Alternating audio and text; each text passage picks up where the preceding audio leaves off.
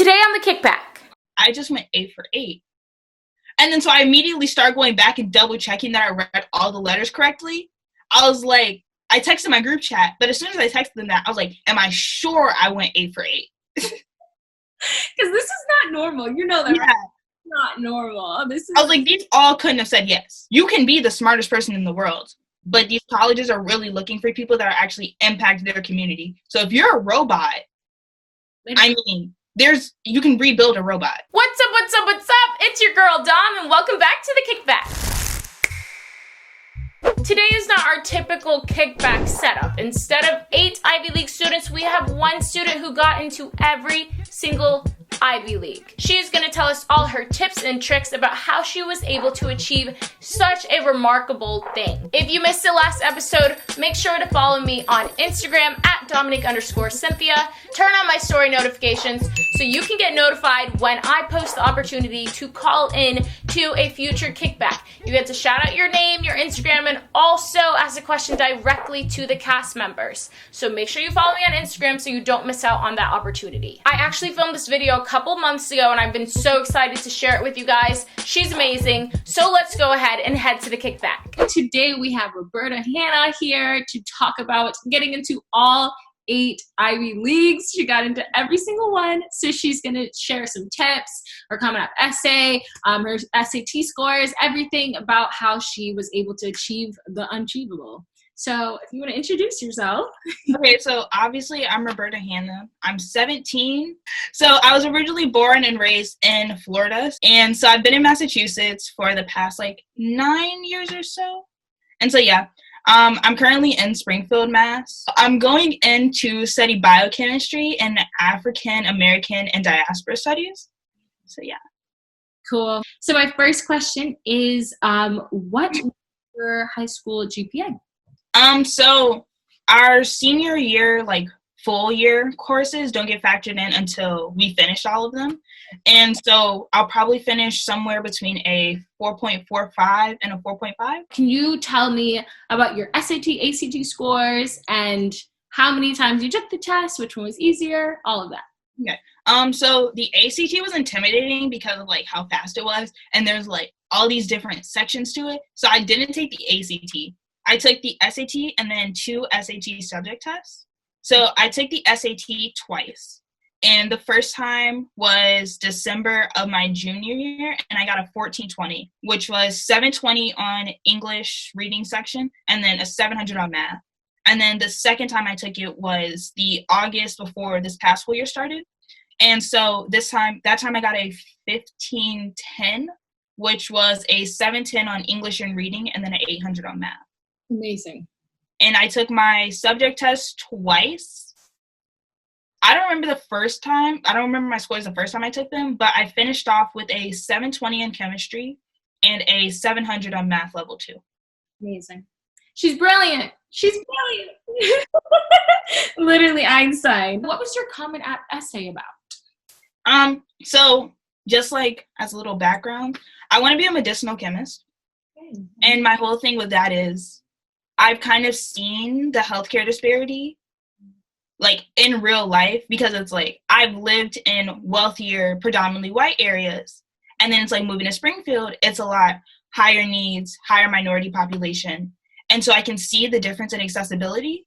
And so my main thing with being a medicinal chemist is I want to make the medicine more accessible, one, and more affordable for communities like Springfield, because I know it's not the only one out there.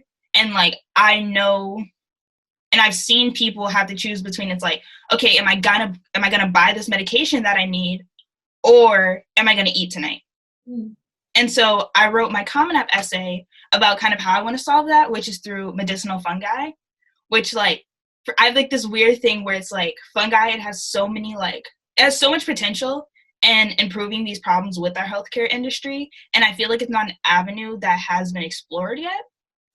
And so I basically talked about how my whole life I've seen that disparity when it comes to the medical and pharmaceutical industry, and then kind of how fungi, which is something that's often overlooked, could be the solution to that, and how that relates to me. I actually titled it The I in Fungi, because it's fungi, it's this thing where it's ill, gross, overlooked. And I've kind of felt like that for a majority of my life, being a Black woman. So it's like kind of finding the worth in things that are traditionally deemed as worthless. Wow. I'm speechless. I have nothing to say. That is so cool. So that was your comment at, wow. Yeah. How long do you think that took you to write that? Or like come up with an idea? I actually wrote it in one day. I wrote it in one sitting. And then I had my humanities professor over the summer, my friend Colby, who was the one that I told you about who goes to Columbia. I had both of them read it and proofread it. And so I made edits one night, and then that was it. You're just an amazing writer, pretty much. Yeah. My thing is, it's like, if what I'm writing doesn't make me cry, it's not good enough. So that whole night where I was typing it, I was just like bawling my eyes out, like tears on my keyboard.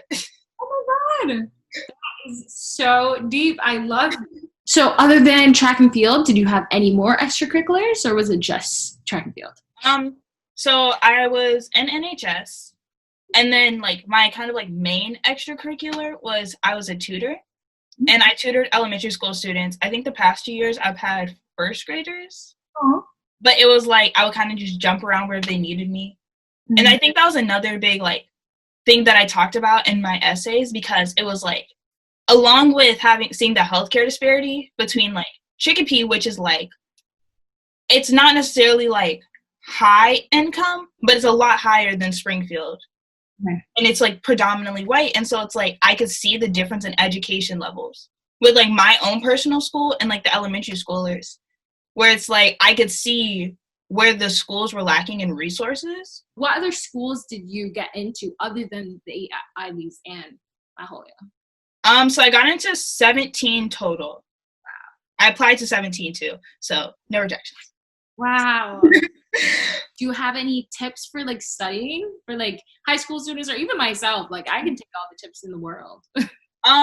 So for me, I've always been a kind of independent learner. Flashcards are one big thing. Also, I'm just the type of person where I have to write something down to remember it. Can you give me the story time of how like you got into all schools and like what you're doing and how you felt after and just like the whole thing? So before Ivy Day, I got 4 likely letters, which I think Yale came first. And likely letter is? So basically likely letters. So because all the Ivies kind of had the agreement where we can't tell anyone that they get in before Ivy Day if you do a regular decision, if they like you, and almost like, and in a way to increase their yield rate, to really get people thinking like, hey, maybe this is the school before all these schools come out. It's like they'll send likely letters to students that they're really interested in and want to think about, and want those students to kind of like think about them a little more than some of the other Ivies. And then so Ivy Day comes, and I'm just so anxious. Me and my friend Jen, we're just both like super anxious and nervous. And so I was on FaceTime with her from like 11 when I woke up until right before Ivy Day started, and we're just like cleaning, just like stressed out, getting dressed and stuff like that. And then I start opening the letters, and I opened the likely ones first. So the ones I got likely letters to, I opened those immediately because I was like, okay, I know what I'm getting into. Right. And I actually opened Princeton last. Okay.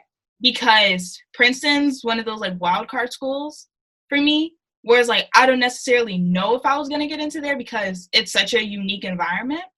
So that was the last one that I opened up, and I was like, oh, I got in. Oh my God. So what was the first thing that like went through your head? You like, holy crap, like how, or like? Yeah, so after I checked Princeton, I was like, oh crap, I just went 8 for 8. And then so I immediately started going back and double checking that I read all the letters correctly. I was like, I texted my group chat, but as soon as I texted them that, I was like, am I sure I went 8 for 8? Because this is not normal. You know that, yeah. Right? It's not normal. I was like, these all couldn't have said yes. Crazy. So when you told your parents, like, how did they react? Like, when you told your friends, how did it all go? So my sister actually beat me to telling my mom because I was still trying to process everything. Because it's one of those things where, like, I make sure everything's in line before I tell my mom because it's like I know immediately she's calling all my family members. There's 5 Facebook posts, all of that. And so it was like, as soon as I told my sister, it's like 30 seconds later, she's texting my mom. And so my mom calls her, and I can hear her on the phone. She's like, she under all of them? And she was like, including like Dartmouth, Princeton. She was like, yeah. So and she was about it. It was just like kind of. Yeah. Because it was like, it's one of those things where it's like such a big shock. Yeah. So it's like, I wasn't necessarily jumping up and down because I was still trying to process everything. And then it was like, probably like, when I finally started narrowing down my decisions, I was like, oh crap. Like, I really got into all 8 Ivies. It took a while. When do you think? A day later, an hour later? Probably like a week, to be honest. Oh, it took a while. Yeah. That is so cool. How about your teachers? Your teachers were probably like, I'm yeah, so me and my Spanish teacher, she's really my in-school mom. And so I text her immediately. I was like, so I got into all 8 Ivies. And then she sent me like this Obama gif or whatever. And I was just like, my heart. And like my group chat started going crazy. I can imagine. They must have been like, this is so crazy. And so yeah. That it's like, you don't even know what to say. Like at that point. Yeah. You killed it. Like, that's really all there is. So would you say that it's like based on your scores and stuff, do you think the Ivies accept because of scores, or do you think it's more like your essay or like your personality, your interviews? A lot of people forget that passion can make up for your resume. Right. Like me, my resume isn't that extensive. Like, if you take off MITES, and then I did a summer program my sophomore year called TAS. Okay. If you take those off of my resume, you probably wouldn't think that I would ever get into an Ivy. Or like really any top 20 school at that. But it's like what I lack, and what I kind of like lack really, and what my extracurriculars show, and like my resume in general. It's like the readers, actually one of my readers told me that like, she was like, I could feel the passion in your essays. Wow. Because it's like, you can be the smartest person in the world, but these colleges are really looking for people that are actually impact their community. So if you're a robot, I mean, you can rebuild a robot. Exactly. But you can't make a completely new human that's exactly like you. Exactly. And that's one of my big things, where it's like, you don't have to have like these perfect test scores, even though like me, I do have test scores that are on the higher side, but I can guarantee you that's not what got me in. Kind of going off of that, would you say that's your biggest tip to like get into an Ivy or to all 8 Ivies, is just to like be yourself? Or would you say something else in addition to what you just I would say be the best version of yourself. Another thing, going back to my teachers, the 2 teachers that I was the closest with wrote my recommendation. The big thing is like having recommendations for people that can not only talk about you as a student, but just as like a general person. And then even going farther than that, having teachers who can talk about how you impacted their lives, like having those really close connections. If you're making the absolute most out of what you're given, colleges notice that. I love that. That's so true. That's so true. So what would you have to say about the people who will probably say on this video that you only got in because of the color of your skin? Like, how do you usually deal with that topic? Check my test scores. Like, my resume isn't the most extensive, but I can guarantee you that it holds weight. And even like outside of my resume, like my name holds weight. Like, really, a lot of people don't realize your name enters rooms before your body does.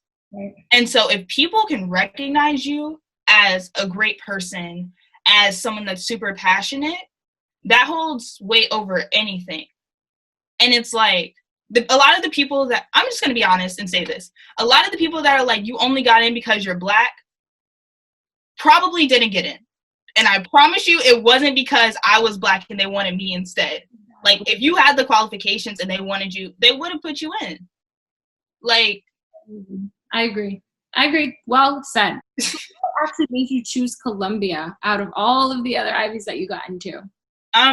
So Columbia really just had like the best vibe in a way, where it's like, I went there in October to visit, and I kind of just got off the train. It was me and 2 of the kids that I went from a summer program with. One of them's like my closest friend, Shai.